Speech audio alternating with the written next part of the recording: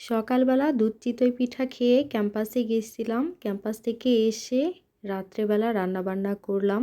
Hello everyone, আসসালামু আলাইকুম। কেমন আছেন সবাই? আশা করছি সবাই অনেক ভালো আছেন। আলহামদুলিল্লাহ, আমিও আল্লাহর রহমতে ভালো আছি।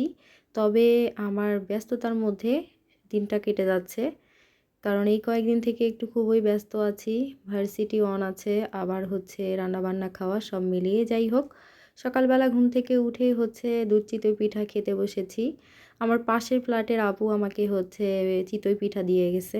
আমি তো আর পিঠা বানাতে পারি না, বাইরে থেকেই কিনে খাই। তো যাই হোক, আলহামদুলিল্লাহ পিঠাটা অনেক বেশি মজার হয়েছে।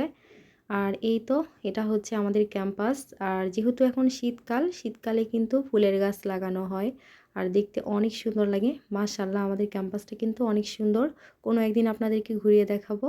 তো হাতে খুবই কম সময় ছিল, যতটুকু পেরেছি আপনাদের মাঝে শেয়ার করার চেষ্টা করেছি। তারপরে ক্যাম্পাস থেকে বাসায় চলে এসেছি। আবার বাসায় এসে একটু রেস্ট নিয়ে সন্ধ্যার পরে বের হয়েছিলাম বাজারে। বাজারে গিয়েছি, কিছু বাজার করব তার জন্য। তো রিকশায় উঠেছি।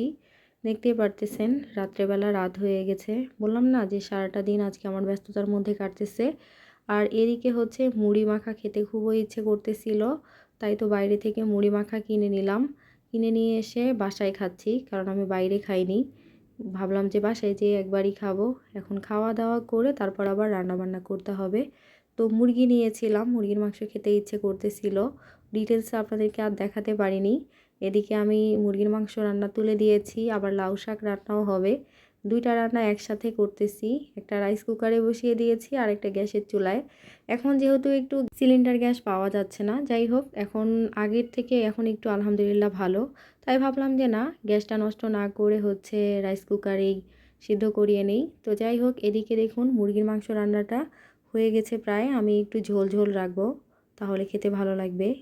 আর মাংসটা এখন হয়ে যেহেতু গেছে, আমি চুলাটা অফ করে দিয়েছি। আর এদিকটায় দেখুন শাক রান্নার জন্য শাকগুলো সিদ্ধ করে নিচ্ছি। পুরো রান্নার রেসিপিটা আর দেখাতে পারলাম না, কারণ খুবই তাড়াহুড়ো করে রান্নাবান্না করেছি। ফোনে একদমই চার্জ ছিল না, সরি, এই জন্য দেখাতে পারিনি। তো এই ছিল আমার আজকে রান্নাবান্না, সব রান্নাবান্না হয়ে গেছে। ও এরই মাঝে আবার আমি বেগুন ভাজিও করে নিয়েছি, যেটা ক্যামেরায় হয়নি। যাই হোক, আমি ভুলে গেছিলাম ভিডিও করতে, এই জন্য দেখাতে পারিনি। তারপরেই তো সব কিছু রেডি করে নিয়েছি, সালাদ গাজর যা যা আছে রেডি করে নিয়ে এখন আমি খাওয়া দাওয়া করব। তো আপনাদেরও সবার দাওয়াত রইল, চলে আসেন আমাদের বাসায়। আর আপনারা কারা কী কী রান্নাবান্না করেছেন অবশ্যই কিন্তু জানাবেন। তো এই ছিল আমার আজকের ভিডিও। যদি ভিডিওটি ভালো লেগে থাকে আর আমার প্রতিদিনের ভিডিওগুলো যদি দেখতে চান, তাহলে অবশ্যই আমার এই চ্যানেলটিকে সাবস্ক্রাইব করে দিবেন। সবাই ভালো থাকবেন, সুস্থ থাকবেন। আল্লাহ হাফিজ।